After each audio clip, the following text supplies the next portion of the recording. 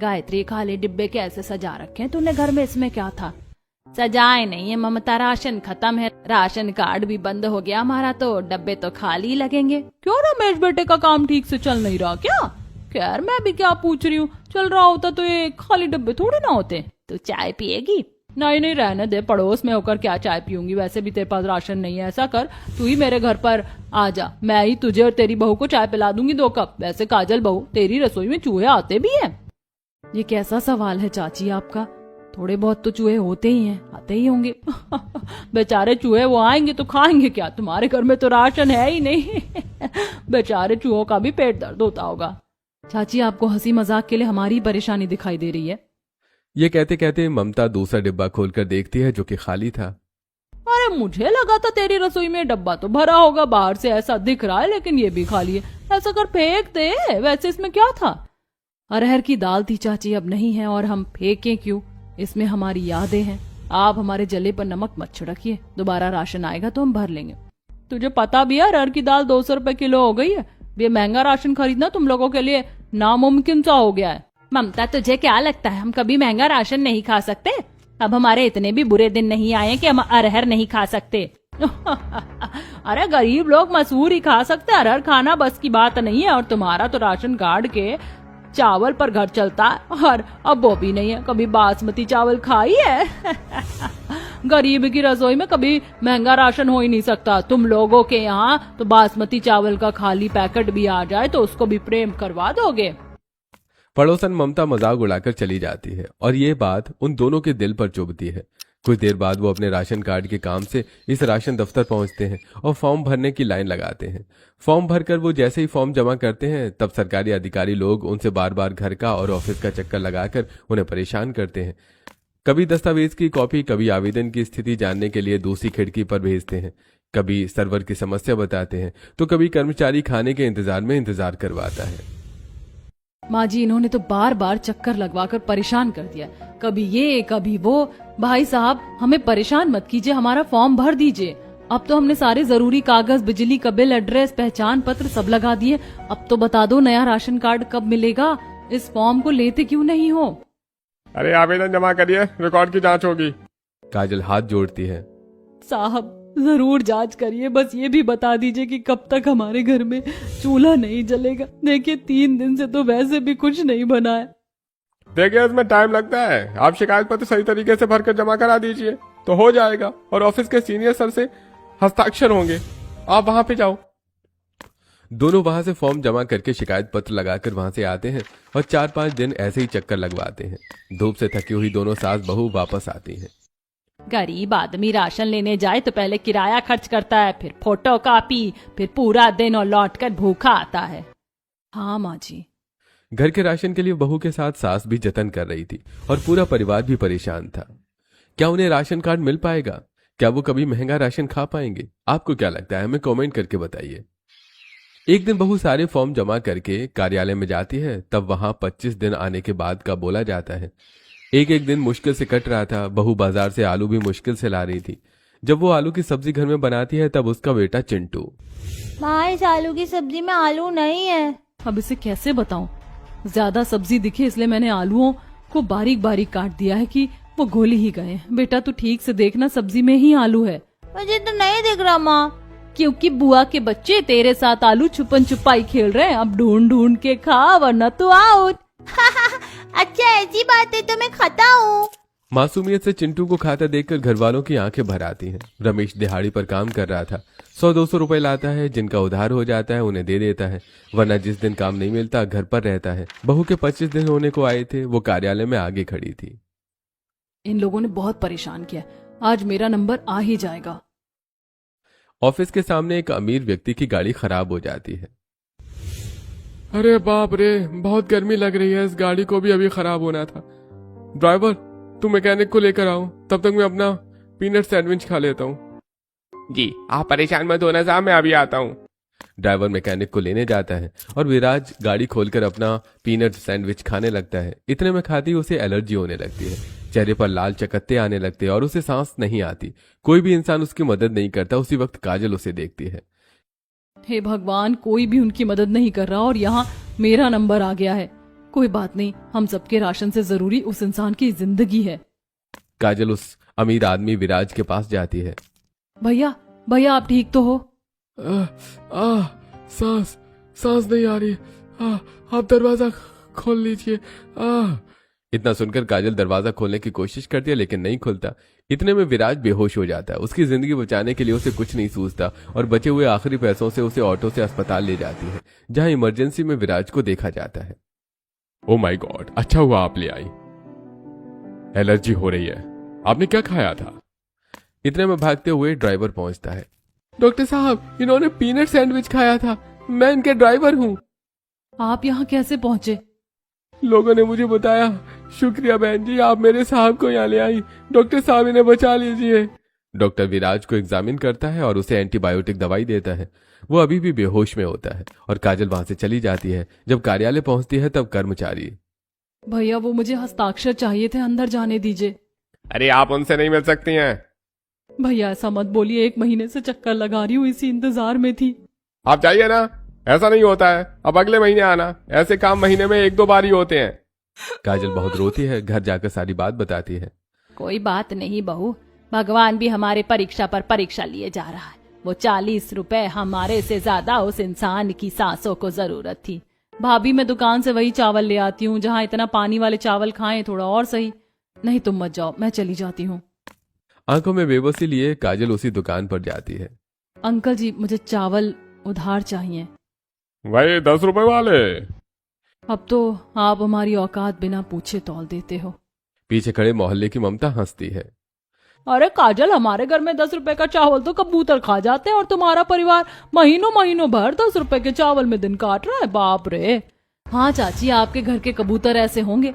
हमारे घर के कबूतर समझदार हैं, वो बाहर से ही अपनी व्यवस्था कर लेते हैं, इसीलिए हम भी अपना गुजारा ऐसे ही कर लेते हैं।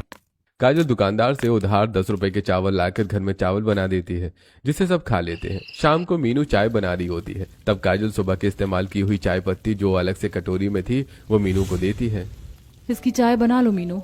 भाभी सुबह की चाय की पत्ती से, लेकिन इसकी तो आधी आत्मा निकल रखी है, इससे कैसे चाय बनेगी? बन जाएगी मीनू, अब तो घर के राशन का कोई अता पता नहीं है। न कहीं से पैसे आ रहे हैं, ना ही राशन कार्ड बन रहा है। वो वहीं अपनी तबीयत ठीक हो जाने के 4 दिन तक विराज अग्रवाल उसी औरत के बारे में सोचता रहता है, जो कि पेशे से एक कई बड़े किराना और खाद्य वितरण कारोबार चलाने वाला उद्योगपति था। ड्राइवर, वो कौन थी जिस औरत ने मेरी इतनी भीड़ में मदद की? मैं उसका धन्यवाद करना चाहता हूँ। उसका नाम बताओ। साहब, मैं तो जानता नहीं हूँ, लेकिन हाँ शक्ल से जानता हूँ। जो भी थी भगवान बन के आई थी आपको बचाने के लिए। मुझे मिलना है और धन्यवाद करना है, क्योंकि उन्होंने मुझे दूसरी जिंदगी दी है और पास की कॉलोनी में राशन भी बांटना है कुछ गरीबों को। तो आज चलना। विराज शाम को राशन बांटने चाहता है, जहां कई सारे गरीब लोग लाइन में लगे होते हैं। इसी लाइन में रमेश भी लग जाता है। तभी पीछे से धक्का आने पर वो विराज पर गिर पड़ता है और उसके दोनों बॉडीगार्ड उसे मारने लगते हैं। तेरी इतनी हिम्मत कि तूने हमारे साहब को छुआ, उनके साथ बदतमीजी की, तुझे तो हम छोड़ेंगे नहीं। अरे अरे मत मारो, मुझे मत मारो। अरे पीछे से धक्का आया था, मैंने जानबूझकर नहीं मारा। अरे भाई। बॉडीगार्ड रुक जाओ, क्यों मार रहे हो उस बेचारे को? उसकी कोई गलती नहीं है, माफी मांगो। माफ करना भैया, आपके तो चोट लग गई है। ये लीजिए पैसे और कुछ राशन। नहीं नहीं साहब, इसकी कोई जरूरत नहीं है। अरे नहीं, आप रख लीजिए, आपके चोट लग गई है। तब विराज से पैसे और कुछ दाल चावल चीनी के पैकेट लेकर वो घर आ जाता है। ये देखकर उसके घर वाले खुश हो जाते हैं और कुछ दिन तक उनके घर में अच्छा खाना बन जाता है। हाय, कितने दिन बाद हम सब अपने घर में ढंग से दाल चावल खा रहे। हाँ भला उस आदमी का जिन्होंने ये राशन दिया इनको। आज तो बहू हम भी खुश और हमारा चिंटू भी। हाँ माँ जी। दादू दादी, आज तो दाल चावल खाकर मजा आ गया। आज तो दाल चावल में अपनी शक्ल भी नहीं दिखी और चावल में भी पानी नहीं है। ये सिर्फ कुछ दिनों का ही राशन है। 4-5 दिन बाद हमारी हालत फिर से बेटा पहली जैसी ही हो जाएगी। कुछ दिन गुजरते हैं। घर में खाने पीने को बिल्कुल नहीं था, जैसे तैसे बस गरीब की गाड़ी चल रही थी। एक दिन विराज कहीं और से राशन काट कर आ रहा था। अचानक से सब्जी वाले बाजार में उसकी गाड़ी फंस जाती है। ड्राइवर निकल ही रहा था कि उसकी नजर काजल पर पड़ती है। साहब, ये वही औरत है जिसने आपको बचाया था। चलो इसका पीछा करो, मुझे इनका शुक्रिया अदा करना है। विराज ड्राइवर से काजल के घर का पीछा करवाता है। तभी काजल अपने घर जाने से पहले फिर राशन की दुकान से 10 रुपए के चावल लेती है। अरे भाई, न जाने तुम कैसे 10 रुपए में अपना घर चलाती हो। अब तो मुझे भी शर्म आती है 10 रुपए का चावल देने में। काजल 10 रुपए का चावल लेकर निकल जाती है। तब विराज उस दुकानदार से काजल के बारे में पूछता है। तुम ऐसा क्यों कह रहे थे? अरे साहब, बहुत गरीब औरत है। उनके परिवार की स्थिति न जाने 2 महीने से कैसे चल रही है, और बेचारी का राशन कार्ड भी बंद है। 10 रुपए के चावल में जीते हैं ये बेचारी उस दिन राशन कार्ड के दफ्तर के बाहर ही थी और इसका राशन कार्ड नहीं बना। न जाने मुझे कैसे ऑटो से पहुंचाया होगा। उन पैसों से तो इसे अपने परिवार का खाना पीना करना होगा। विराज दुकान वाले का शुक्रिया अदा करके काजल का पीछा करता है, जहां एक गरीब झोपड़ी के बाहर रुक जाता है और उसका बच्चा खाने की बातें करता है। बाप कुछ लेकर आयो, बहुत भूख लगी है। हाँ बेटा, अभी चावल बना रही हूँ। नहीं, मुझे वो पानी वाले चावल नहीं खाने, मुझे बहुत गंदा लगता है। मेरे दोस्त अच्छा खाना खाते हैं, लेकिन मैं नहीं खाऊंगा। लगता है हम बिना राशन के ही इस तरह भूखे मर जाएंगे एक दिन। अब तो लगता है ये सब सिर्फ सांस लेने के लिए खाए जा रहे हैं। मैं तो इतना जल्दी उड़ गई हूँ भाभी कि अब शादी है खाती उल्टी कर दो, क्योंकि अच्छा खाना क्या होता है, सारा स्वाद तो जीभ से उतर गया है। गरीबी में आटा गीला। अरे भूख लग रही है, सुबह से किसी ने कुछ नहीं खाया है। ये सब सुनकर विराज की आंखों से आंसू आ जाते हैं और वो तुरंत बड़ी बड़ी गाड़ी मंगवाता है जिसमें ढेर सारा राशन भरा होता है। ये सब देखकर गली मोहल्ले के लोग घूरने लगते हैं। अरे इन गरीबों के घर के बाहर इतना बड़ा ट्रक भर कर राशन क्यों आया, वो भी इतना महंगा महंगा। लगता है किसी अमीर घर का राशन गलत पते पर उतर रहा है। इन लोगों ने मेरे लिए न जाने क्या कुछ नहीं किया। अब मेरी बारी है उनके लिए कुछ करने की। कब से भूखे हैं, पिज्जा बर्गर भी मंगवा देता हूँ। विराज फास्ट फूड और थाली भी ऑर्डर कर देता है। तभी ट्रक वाले लोग उनके घर में धीरे धीरे सामान रखने लगते हैं। 10 किलो की बासमती चावल की बोरी, 50 किलो आटा, 20-20 किलो की चावल, दाल, मक्के की बोरियां। अरे बहू, हमारे घर में इतना महंगा महंगा राशन कौन रखवा रहा है? जरा बाहर जाकर तो देख। जैसे वो दोनों बाहर जाते हैं तब विराज दोनों को देखता है और दोनों विराज को देखकर हैरान हो जाते हैं। अरे आप वही हैं जिनकी मैंने मदद की? और आप वही हैं। अब आप ठीक तो हैं? ये सब आप करवा रहे हैं? हाँ सुनो, जल्दी जल्दी सामान सारा रखवाओ और तेल मसाले भी। उस दिन आपने अपने घर का आटा छोड़कर मेरी भूख और हालत देखी थी। मेरी मदद करके मुझे दूसरी जिंदगी दी। आज मैं सच में आपकी रसोई भरना चाहता हूँ। सुनो, ये खाली डिब्बे हटा दो। दीदी, ये तो 1100 रुपए की 10 किलो प्रीमियम बासमती चावल की बोरी है। बाप रे, 1100 रुपए के चावल, इसमें तो हमारे 10 रुपए वाली 110 पुड़िया आ जाए। और बहू, ये 650 रुपए किलो गेहूं का शुद्ध मुलायम आटा। इसके बाद 350 रुपए के आसपास किलो वाली अच्छी तरह अरहर वाली दाल के कई पैकेट, 250 रुपए के किलो वाली उड़द दाल, राजमा, काबुली चना, बेसन, रिफाइंड मैदा, सूजी, दलिया, मक्के का आटा, अनगिनत मसाले। उसके बाद ड्राई फ्रूट्स में काजू, बादाम, अखरोट, केसर, खजूर इत्यादि रखा जाता है और घर में धीरे धीरे करके सारे कोने भर जाते हैं। कुछ सामान सास के अलमारी के ऊपर आ जाता है, कुछ सामान ससुर की चारपाई के नीचे। भाभी, ये कौन सा आटा है? ये तो चावल का आटा है। चावल का भी आटा बन गया। हमारे घर में आने से पहले कितनी पढ़ाई करके आए हैं भैया। केसर देखकर गायत्री पूछती है, इस छोटी डिब्बी में क्या है? माँ जी, इसमें केसर है, करीब 450 रुपए की है। गायत्री तुरंत डिब्बी वापस रख देती है। 450, इसे रसोई में मत रखो पायल, अलमारी की चाबी लाकर लॉकर में रख। सब हंस पड़ते हैं। फिर ड्राई फ्रूट्स को देखकर चिंटू उसमें से काजू बादाम खाने लगता है। उनके पैकेट के ऊपर दाम पढ़ पढ़ के रमेश, दीनानाथ सब हैरान थे। अरे ये काजू तो 1000 रुपए किलो है और बादाम 900 रुपए। क्या? चिंटू बेटा, इसे रख दे, मटका ये बहुत महंगा है। काजल अपने बेटे के मुंह से ये निकलवा देती है। अरे मम्मी, खाने दो ना।